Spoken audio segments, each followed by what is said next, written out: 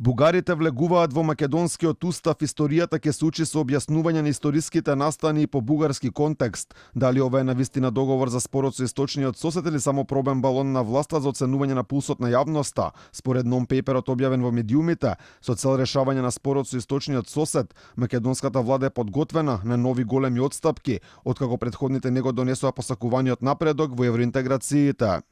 Тоа подразбира дека ќе постои единствена фактичка вистина, произлезена од емпириската научна активност, но на која ќе и се овозможи дуален аспект за дефинирање на националниот контекст и значење за двата национални идентитети.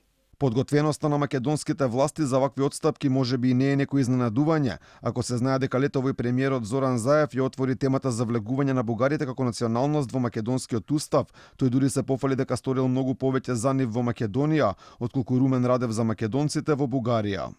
Зоран Заев се појавил на манифестации и здруженија од бугарските здруженија многу повеќе во последните години отколку од македонски здруженија или албански или турски здруженија. Затоа што сум бил поканет, сум бил там. Подигнавме споменик на полковник Карварлиев со сите бугарски знамења напред, да, и македонското тука.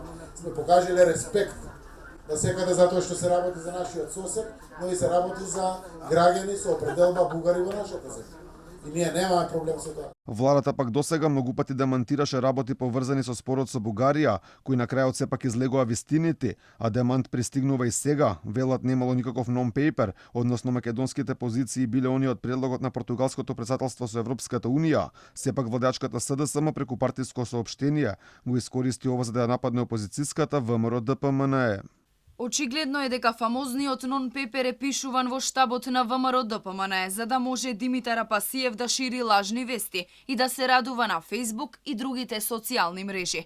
Што друго може да се очекува со политички партии, кои наместо конкретни мерки и програми нудат само лажни вести и невистини. На ваквиот став на СДСМ реагира од ВМРО ДПМНЕ, велат дека тоа е обид на власта да ја дефокусира јавноста околу одговорноста на првиот човек на македонското здравство Венко Филипче.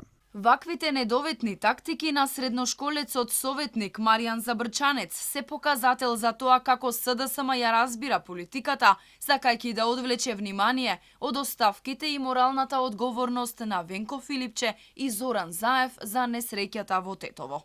Слично како и власта, демант дека постои некаков нон-пейпер стигне од кабинетот на првиот човек на државата Стево Пендаровски. Од таму велат дека не е пристигнат никаков документ од Софија, бидејќи со месеци наназад не се воделе никакви преговори.